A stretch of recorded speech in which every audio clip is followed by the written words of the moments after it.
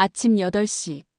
서울 외곽의 낡은 빌라, 작은 방에 홀로 앉아있는 김혜자 씨의 눈가에 깊은 그늘이 드리워 있었다. 밖에서는 며느리 이서연 씨가 늦은 아침 식사를 준비하며 내는 요란한 소리가 들려왔다. 그 소리는 혜자 씨에게 평온한 일상의 소리가 아니라 서연 씨가 이 집의 주인이 되었음을 확인시켜주는 불협화음처럼 느껴졌다. 혜자 씨가 며느리의 못됨을 처음 감지한 것은 4년 전 아들 민수와 서연 씨의 상견례 자리였다. 그날 서연 씨는 상석에 앉은 혜자 씨에게 눈길 한 번 제대로 주지 않았고 시종일관 팔짱을 낀 채 시큰둥한 표정으로 일관했다. 혜자 씨가 오랜 세월 식당을 운영하며 고생 끝에 마련한 작은 집이었다. 노후의 아들 내외와 합가하여 서로 의지하며 살 수 있을 거라는 작고 소박한 희망을 품었었다. 그러나 서연 씨는 첫 만남부터 그 희망에 찬물을 끼얹었다. 식사가 끝난 후 혜자 씨가 우리 민수 부족하지만 예쁘게 봐주세요라고 진심을 담아 이야기했을 때 서연 씨는 테이블 위에 올려진 휴대폰 화면만 바라보며 요즘 누가 시집살이 한다고 생각하세요? 결혼은 저와 남편의 일이죠라고 차갑게 대답했다. 아랫사람으로서의 기본적인 예의, 어른에 대한 존중이 서연 씨의 태도에서는 전혀 찾아볼 수 없었다. 혜자 씨는 며느리에게 섭섭함을 느끼는 것을 넘어 이 결혼은 내 아들을 힘들게 할 것이라는 불길한 예감에 사로잡혔다. 그 불길한 예감은 합가 후 4년이 지난 지금 혜자 씨의 온몸에 독버섯처럼 퍼져 있었다. 이 모든 불행의 시작이 그 거만하고 차가웠던 첫인사 때문이 아닐까. 혜자 씨는 매일 아침 눈을 뜰 때마다 그 순간을 후회했다. 지금 들리는 저 소음조차 서연 씨의 무시가 담긴 행위 같았다. 혜자 씨는 그 무거운 침묵 속에서 자신만 외톨이가 된 것 같은 기분을 견뎌야 했다. 혜자 씨의 불길한 예감에도 불구하고 아들 민수는 서연 씨와의 결혼을 강하게 밀어붙였다. 혜자 씨는 밤마다 아들을 붙잡고 저 애는 너를 진심으로 존중하지 않는 것 같구나. 엄마는 내가 고생할까봐 걱정이다라고 눈물로 호소했다. 그러나 민수는 엄마, 서연이는 요즘 애들이랑 똑같아요. 쿨하고 솔직한 것뿐이에요. 시대가 바뀌었어요라며 어머니의 걱정을 구시대적인 잔소리로 치부했다. 아들의 눈빛에는 서연 씨에 대한 애정과 함께 어머니의 고통보다는 자신의 사랑이 더 중요하다는 이기적인 빛이 서려 있었다. 혜자 씨는 평생 아들 하나 바라보고 살아왔기에 아들의 행복이 자신의 희생보다 중요하다고 믿을 수밖에 없었다. 결국 혜자 씨는 마음속 깊은 곳에 불안함을 억누른 채 결혼을 허락했다. 결혼 준비 과정은 혜자 씨의 서러움을 더욱 깊게 만들었다. 서연 씨 측에서는 형식적인 예단 외에는 변변한 혼수를 준비하지 않았다. 그들의 주장은 요즘은 가전제품이나 살림살이를 신랑 측에서 하는 시대라는 것이었다. 혜자 씨는 아들을 위해 무리를 해서라도 좋은 집을 마련해주고 싶었지만 형편이 넉넉지 않아 살던 빌라의 방 하나를 비워 합가를 제안했다. 이 제안에 서연 씨는 노골적으로 불만을 표시하며 요즘 누가 시어머니랑 같이 살아요? 최소한 전세금이라도 보태주셔야죠 라고 민수에게 압력을 가했다. 혜자 씨는 며느리의 냉담함에 상처를 받았지만 아들이 중간에서 힘들어하는 모습을 보고는 결국 평생 모은 적금 일부를 깨서 민수에게 쥐어주었다. 그 돈은 며느리에게서 따뜻한 말 한마디도 듣지 못한 채 마치 빚을 갚는 것처럼 느껴졌다. 혜자 씨는 비록 돈이 많지 않아 좋은 혼수를 해주지 못했지만 정성으로 차려준 이바지 음식과 손수 만든 패백 음식을 서연 씨는 번거롭다며 형식적으로만 받았다. 혜자 씨는 서연 씨가 들어오던 날 가벼운 짐 가방과 무거운 불만만을 짊어지고 들어오는 며느리의 뒷모습을 보며 자신의 노후가 순탄치 않을 것임을 직감했다. 합가 후 3년 혜자 씨의 집은 더 이상 내 집이 아니었다. 서연 씨는 주말 아침에도 늦잠을 잤고 혜자 씨가 아침 일찍 일어나 차려놓은 밥상에는 좀처럼 앉지 않았다. 혜자 씨가 민수에게 서연이에게 밥 먹으라고 전해라라고 말하면 민수는 엄마, 서연 씨는 아침 잘 안 먹어요. 토스트나 커피로 때우죠라고 변명하기 일쑤였다.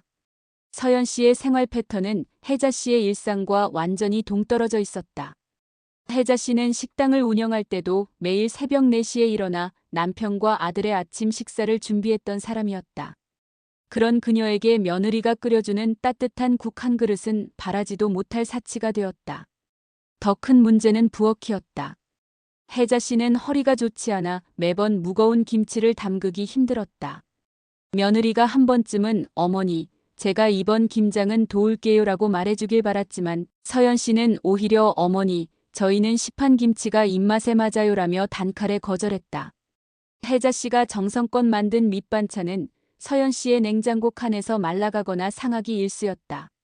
서연 씨는 혜자 씨가 반찬을 해주면 저희는 짠 음식을 안 좋아해요라며 불만을 표시했고 자신이 직접 음식을 할 때도 시어머니 몫은 따로 챙기지 않았다. 혜자 씨는 매일 아침 혼자 밥을 먹는 것에 익숙해졌고 며느리가 해준 밥은 명절 때나 겨우 얻어먹을 수 있었다. 냉장고에는 며느리가 사온 온갖 비싸고 화려한 식재료들이 가득했지만 혜자 씨가 먹을 수 있는 것은 늘 며느리가 무심하게 던져놓은 김치와 밥뿐이었다. 혜자 씨는 서연 씨의 무관심 속에서 밥상에서조차 소외감을 느껴야 했다. 집안의 가장 중심 공간인 부엌에서조차 며느리가 자신을 철저하게 배제하고 있음을 깨달을 때마다 혜자 씨는 며느리의 못됨이 단순히 게으름이 아니라 의도적인 무시임을 뼈저리게 느꼈다. 혜자 씨의 소박한 희망 중 하나는 합가하여 살면서 아들과 며느리로부터 용돈을 받는 것이었다. 많은 친구들이 매달 자식들에게서 받는 용돈으로 손주들 선물을 사주거나 작은 즐거움을 누리는 것을 보아왔기 때문이다. 혜자 씨는 자신이 평생 모아 아들 결혼에 보탰던 돈을 생각하면 매달 최소한의 용돈 정도는 받을 자격이 있다고 생각했다.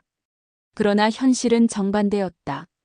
결혼 후 몇 달이 지나자 민수는 슬그머니 생활비를 내는 것을 중단했고 대신 서연 씨가 혜자 씨에게 관리비 명목으로 돈을 요구하기 시작했다. 어머니, 공과금은 매달 나가니까 이 정도는 내주셔야죠. 더 심각했던 것은 서연 씨가 혜자 씨의 노후 자금에까지 손을 대려고 했던 일이다. 혜자 씨는 몇 년 전 식당을 정리하고 받은 전세 보증금 일부를 은행에 예치해 두었는데 서연 씨는 민수를 통해 끊임없이 그 돈의 존재를 확인하고 증여를 유도했다. 어머니, 그 돈 지금 은행에 넣어두면 이자도 얼마 안 붙어요. 차라리 저희가 주식 투자를 해서 불려드릴게요. 서연 씨는 겉으로는 어머니를 위한 재테크라고 포장했지만 그 속셈은 명백했다. 혜자 씨는 평생 고생 끝에 모은 마지막 보루인 그 돈을 며느리에게 맡기는 것이 두려웠다. 며느리의 말투는 항상 단호하고 명령조였으며 혜자 씨가 거절할 때마다 서연 씨는 민수에게 불만을 터뜨려 집안 분위기를 싸늘하게 만들었다. 민수는 어머니에게 엄마, 서연 씨가 저희 생각해서 그러는 거잖아요. 그냥 저희에게 맡기면 안 돼요? 라며 어머니를 설득하려 했다. 혜자 씨는 아들의 말에 서러움이 복받쳤다. 평생을 바쳐 키운 아들이 며느리의 편에 서서 자신의 노후 자금마저 위협하는 현실에 혜자 씨는 깊은 절망감을 느꼈다.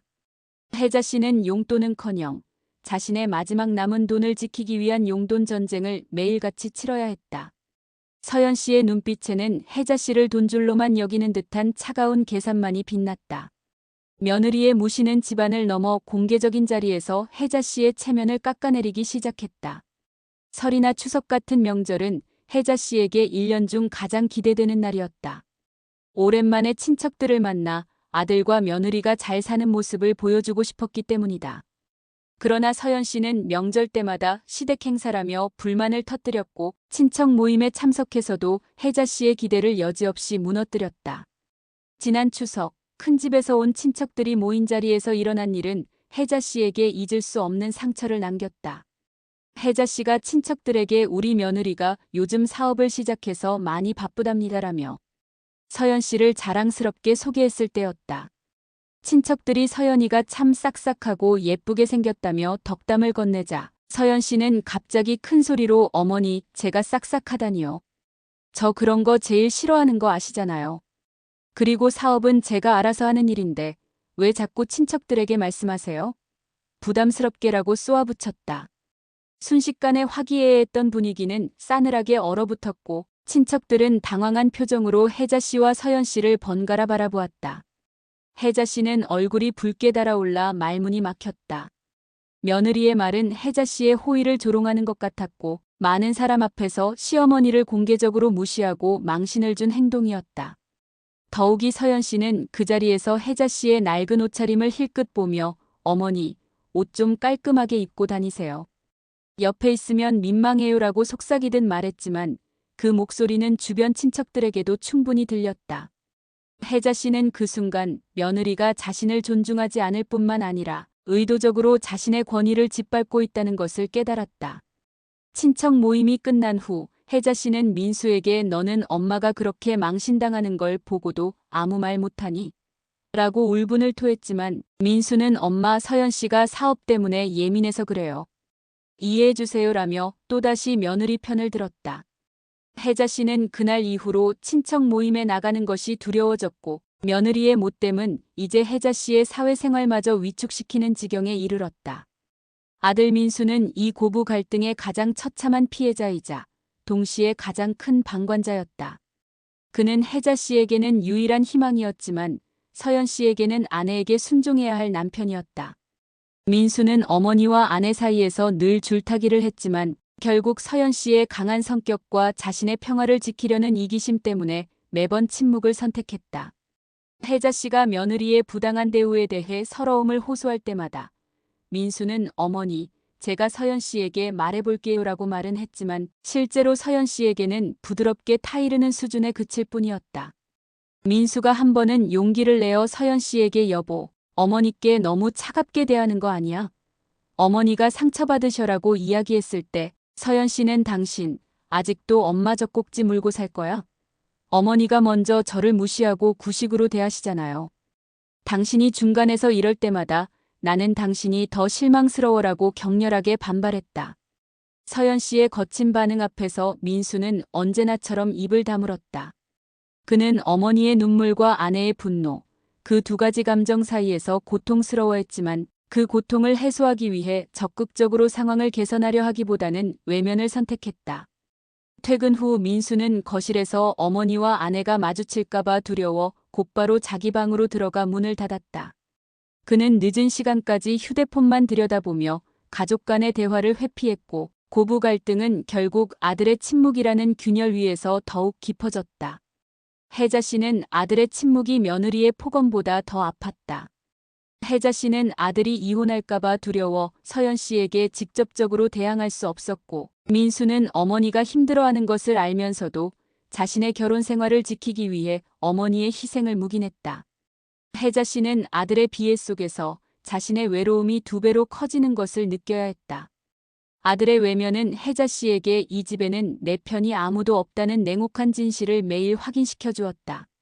혜자 씨의 몸은 며느리의 무시와 아들의 외면이 만든 스트레스를 더 이상 견뎌낼 수 없었다. 어느 날 새벽 혜자 씨는 가슴 통증과 호흡곤란을 호소하며 거실에 쓰러졌다. 민수가 황급히 어머니를 병원으로 옮겼고 진단 결과는 심각한 스트레스로 인한 화병과 협심증 초기 증상이었다. 혜자 씨는 병원에 입원했지만 서연 씨는 단 한 번도 병실을 찾지 않았다. 민수가 퇴근 후 병원에 들러 어머니의 간호를 도맡았지만 서연 씨는 민수에게 전화해 당신 어머니 간호하느라 내일 아침 출근 못하면 어떡할 거예요? 그리고 어머니 병원비는 어떻게 하실 건데요? 보험으로 처리되나요? 라고 차가운 목소리로 물었다. 며느리의 계산적인 태도는 민수에게도 큰 충격을 주었지만 혜자 씨가 퇴원 후 집에 돌아왔을 때 근행대는 극에 달했다. 혜자 씨는 몸이 불편해 거동이 힘들었고 당연히 며느리의 도움을 기대했다. 그러나 서연 씨는 혜자 씨의 식사조차 간편식으로 때우게 했고 혜자 씨의 약봉지를 정리해주기는커녕 어머니, 약은 알아서 챙겨 드셔야죠. 제가 일일이 해드릴 수는 없어요라고 선을 그었다. 특히 혜자 씨가 화장실에서 넘어질 뻔했던 날 혜자 씨가 서연 씨에게 도움을 청하자 서연 씨는 방에서 나오지도 않고 어머니 혼자서 하실 수 있잖아요. 저 지금 바빠요라고 짜증 섞인 목소리로 대답했다. 혜자 씨는 그 순간 자신이 이 집에 얹혀 사는 짐으로 취급당하고 있음을 뼈저리게 느꼈다. 며느리에게서 인간적인 연민이나 존중은 찾아볼 수 없었고 오직 나에게 얼마나 손해가 될까를 계산하는 차가운 눈빛만이 존재했다. 혜자 씨는 아들이 없는 밤마다 혼자 눈물을 훔치며 내가 왜 이렇게 비참하게 살아야 하는가를 되뇌었다. 쓰러진 시어머니 앞에서조차 며느리의 마음은 얼음장처럼 차가웠고 이 사건은 혜자 씨에게 이 비극적인 합가를 끝내야 한다는 강력한 결심을 심어주는 계기가 되었다. 병원을 퇴원하고 한 달 후 혜자 씨는 마침내 마지막 독립선언을 결심했다. 더 이상 며느리의 눈치를 보며 아들의 외면 속에서 비참하게 살고 싶지 않았다. 자신의 마지막 자존심과 남은 여생의 평화를 지켜야 한다고 생각했다. 혜자 씨는 가장 먼저 아들 민수를 조용히 불러앉혔다. 민수에게 민수야, 엄마는 이제 너희와 같이 살 수 없겠다. 이 집을 너희에게 완전히 넘겨줄 테니 엄마는 작은 오피스텔이라도 얻어서 혼자 살겠다고 담담하게 말했다. 민수는 예상치 못한 어머니의 단호한 태도에 당황하며 엄마 갑자기 무슨 말씀이세요? 서연 씨가 또 무슨 말을 했어요? 라고 물었지만 혜자 씨는 더 이상 며느리 탓을 하지 않았다. 아니다, 민수야. 이건 엄마의 결정이다. 너와 서연이 둘 다 엄마에게는 자식이다. 너희가 행복하게 살기를 바랄 뿐이다. 하지만 엄마의 남은 생은 엄마가 원하는 방식으로 살고 싶다. 민수는 어머니의 눈빛에서 더 이상 되돌릴 수 없는 결심을 읽었다. 혜자 씨는 그동안 모아두었던 돈과 남은 재산을 정리하여 작지만 햇볕이 잘 드는 오피스텔을 얻었다. 짐을 꾸리는 며칠 동안 서연 씨는 혜자 씨에게 아무런 말도 걸지 않았다. 오히려 드디어 이 집에서 나가는구나라는 안도감이 서연 씨의 얼굴에 스쳐 지나가는 것을 혜자 씨는 보았다. 혜자 씨는 자신의 옷가지와 최소한의 살림만 챙겼고 며느리와 아들에게 마지막 인사는 건네지 않았다. 떠나는 날 아침 민수는 죄책감에 고개를 숙인 채 어머니의 이삿짐을 날랐다. 혜자 씨가 오피스텔에 도착하여 짐을 풀었을 때 좁은 공간이었지만 따뜻한 햇살이 창문을 통해 들어왔다. 혜자 씨는 며느리의 눈치를 보지 않고 자신이 원하는 시간에 밥을 먹을 수 있다는 사실, 요란한 소음 대신 조용한 평화를 누릴 수 있다는 사실에 깊은 안도감을 느꼈다. 비록 홀로 남겨졌다는 외로움이 잠깐 스쳤지만 혜자 씨는 곧바로 동네 복지관에 등록하고 친구들과의 약속을 잡으며 자신의 삶을 다시 채우기 시작했다. 혜자 씨의 조용한 해방은 못된 며느리에게 복수하는 대신 자신의 행복을 스스로 되찾는 가장 단호하고 현명한 결단이었다. 혜자 씨는 좁은 오피스텔 창밖을 바라보며 뒤늦게 찾은 평화가 주는 은은한 행복에 미소를 지었다. 이제야 비로소 그녀의 인생 2막이 시작된 것이다. 구독과 좋아요 부탁드립니다. 달팽이 우체통이었습니다.